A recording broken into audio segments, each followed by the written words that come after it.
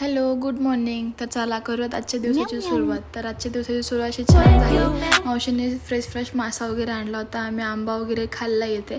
मावशी छान स्वयंपाक बनवली. तेवढ्यात माझा मामा आल्यावर आमची कॉमेडी चालूच असते. तुम्हाला दाखवते मी. हे बघा.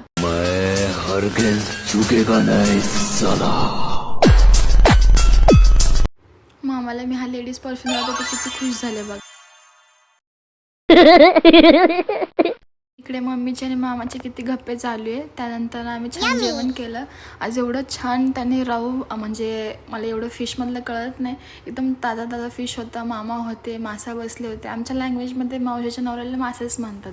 मग आम्ही मासा पण खाल्लो, मासा पण बसले होते. घाल बघत आता पाणी.